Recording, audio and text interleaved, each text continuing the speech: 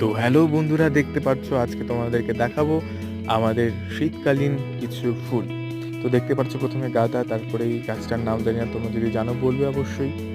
তারপরে দেখো এখানে একটা গোলাপ, মিনি গোলাপ আছে, নিয়ে এসেছি সেদিন, এটা এখনো মাটিতে বোনা হয়নি, তো আছে এটাও। তারপরে দেখো এখানটা একটা আছে হলুদ গোলাপ, এটা খুব সুন্দর।